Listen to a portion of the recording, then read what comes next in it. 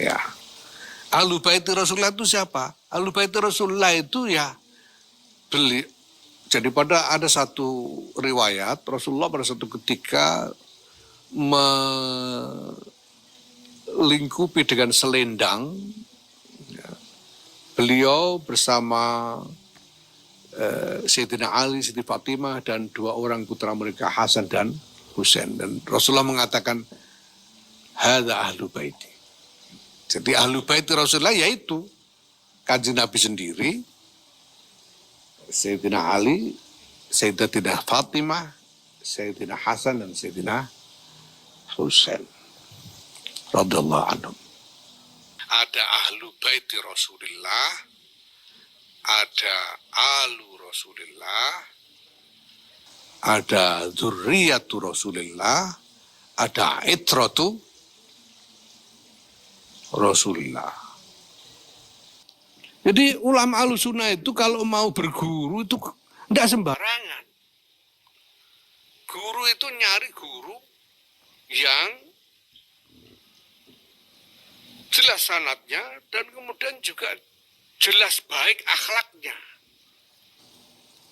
Itu doktrin Ahlussunnah wal Jamaah. Kalau nyari guru sekedar nyari di YouTube itu juga bukan Ahlussunnah wal Jamaah. Bahai para ulama. Wasadatul atqiya, dan sayyid-sayyid yang bertakwa. Siapa yang dimaksud sayyid ini? Sayyid maksud sayyid adalah dzurriyyatu Rasulullah sallallahu alaihi wasallam. Memang ada dari dulu, kita semuanya mengaku, para ulama kita ada dzurriyyah Rasulullah sallallahu alaihi wasallam. Ya, siapa mereka itu? Saya mendapat keterangan dari Sayyid Syekh Kiai Maimun Zubair tentang hal ini. Saya sudah pernah sampaikan, ada di YouTube sudah itu, saya lihat tempo hari itu. Jadi ada ahlu bait Rasulullah, ada alu Rasulullah, ada dzurriyyatu Rasulullah, ada itratu Rasulullah. Ya. Ahlul Bait Rasulullah itu siapa? Ahlul Bait Rasulullah itu ya jadi ada satu riwayat Rasulullah pada satu ketika melingkupi dengan selendang, ya, beliau bersama Sayyidina Ali, Siti Fatimah dan dua orang putra mereka Hasan dan Husain, dan Rasulullah mengatakan hadza ahlu baiti. Jadi ahlu bait Rasulullah yaitu Kanjeng Nabi sendiri, Sayyidina Ali, Sayyidatina Fatimah, Sayyidina Hasan dan Sayyidina Husain radhiyallahu anhum. Itu ahlu bait Rasulullah sallallahu alaihi wasallam sebagaimana yang dinyatakan sendiri oleh Rasulullah sallallahu alaihi wasallam. Nah, kemudian ada alu Muhammad. Menurut Kiai Maimun Zubair, alu Muhammad ini adalah dari Bani Hashim. Itu semuanya alu Muhammad, Bani Hashim dan Bani Abdil Muttalib. Ini alu Muhammad. Ini termasuk Sayyidina Abbas dan keturunannya, ini alu Muhammad.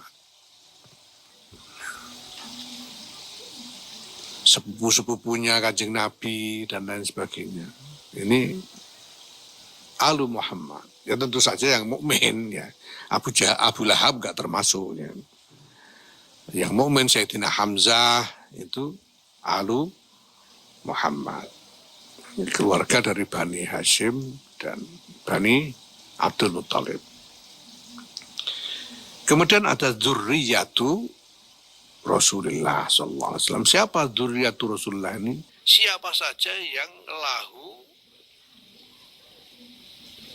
nutfatun nubuwah. Siapa saja yang punya garis keturunan baik dari laki-laki maupun perempuan, itu dzurriyyatu Muhammadin sallallahu alaihi wasallam. Kita tahu bahwa kalau yang diklaim sebagai keturunan Nabi yang terkenal sekarang ini adalah dari keturunan Sayyidatina Fatimah. Ya, itu berarti perempuan. Yang dihitung itu dari nasab, dari jalur perempuan. Ya. Makanya nggak dibilang Dzurriyyatu Ali, nggak dibilang Dzurriyyatu Ali, karamallahu wajhan, Dzurriyyatu Muhammad, walaupun dari perempuan Siti Fatimah.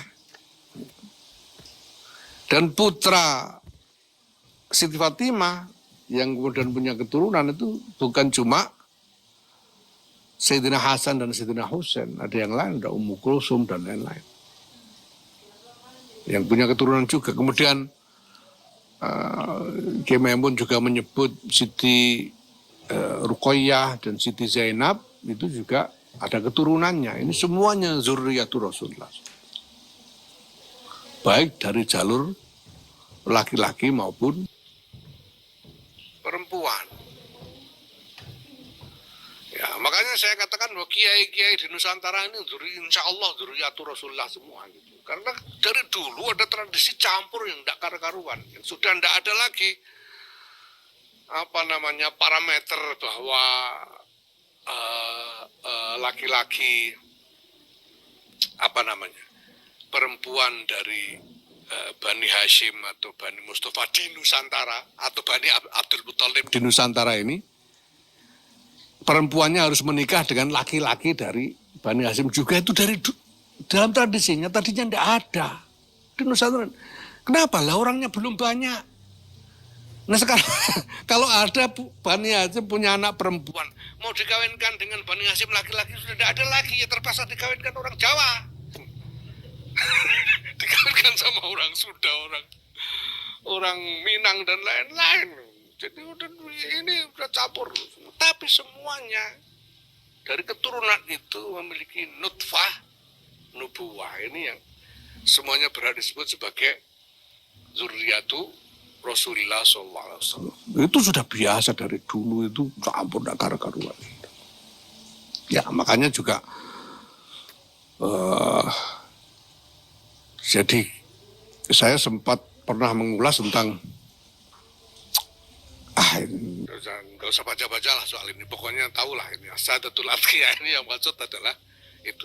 Kemudian ada itratu Rasulullah SAW, karena Rasulullah bersabda ataraktu lakum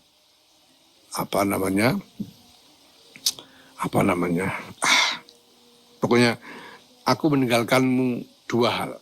Ya. Idza tamassaktum bima lam tadil. Kalau kalian berpegang teguh pada dua ini, kalian tidak akan sesat. Yaitu apa? Kitabullah wa itrati. Rasulullah. Kitabullah wa itrati. Kitabullah Quran wa itrati, dan itrahku. Kama qala sallallahu alaihi wasallam. Nah, itrah ini menurut Kiai Maimun adalah keturunan Rasulullah yang dari generasi ke generasi ini alim semua. Sampai ke Sayyidina Ali karramallahu wajhah ini sampai itu alim terus, nggak ada yang goblok, itu namanya itrah gitu. Kalau dari generasi alim terus itu baru itrah. Kalau ada yang goblok, ada yang nggak karu-karuan, ya itu bukan itrah namanya. Yang dipegang itu yang itrah ini, yang alim terus dari generasi ke generasi. Ya maka di sini dikoyidi, ulamanya nggak dikoyidi, ayyuhal ulama, titik, nggak ada koyid. Tapi wasadatul atqiyah, dan sayyid-sayyid yang bertakwa, dikoyidi dengan atqiyah. Di sayyid yang nggak bertakwa nggak diajak. Cuma yang takwa aja yang disuruh ini, ya gitu. Ya gimana lagi, memang begitu. Min ahli sunnati wal jamaah, dari kalangan ahli sunnah wal jamaah, ahli madhahibil a'immatil arba'ah, dari kalangan ahli madhabnya imam 4. Antum, anda semua, qad akhadtum, telah mengambil anda semua al-uluma, ilmu-ilmu, niman dari orang-orang qoblakum sebelum anda, man qoblakum, dan orang-orang sebelum anda, man qoblahu, dari orang-orang sebelumnya. Bittisali sanadi, dengan sambungnya sanad ilaikum kepada anda semua. Karena dalam tradisi ahlus sunnah wal jamaah ini sanad ini kunci.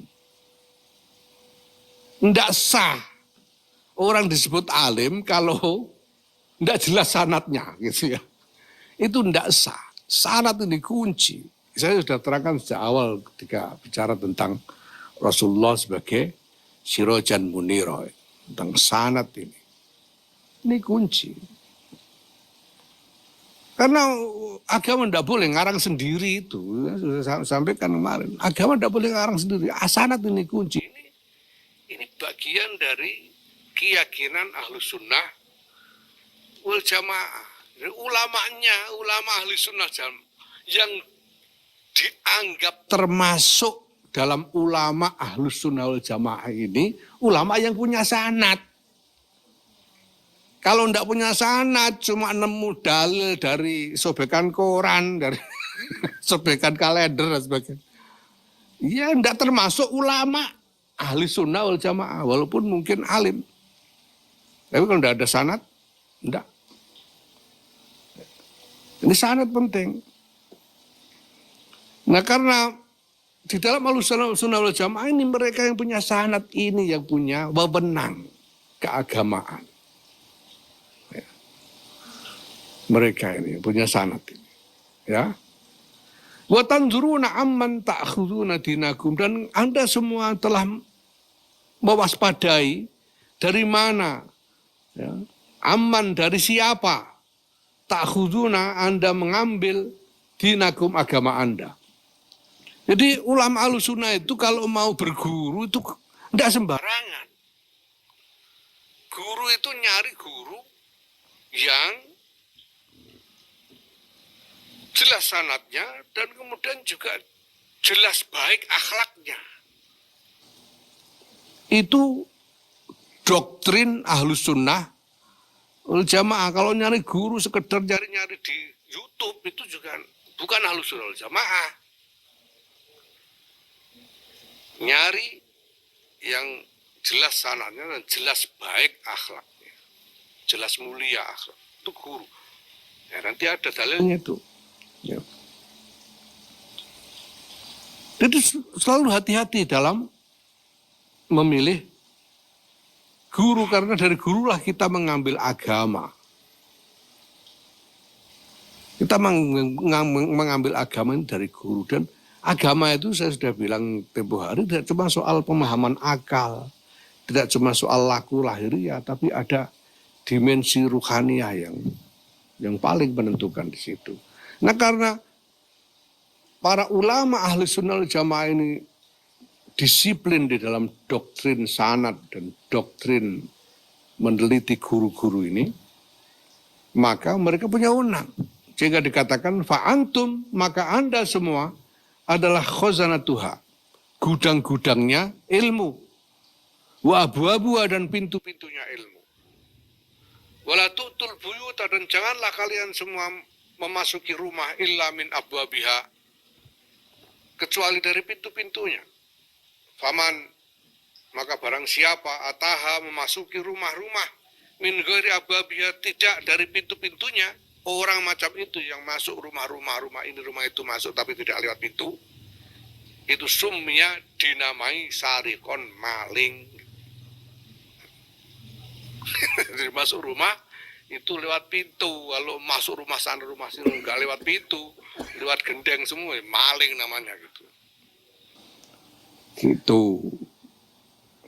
Nah ini kenapa?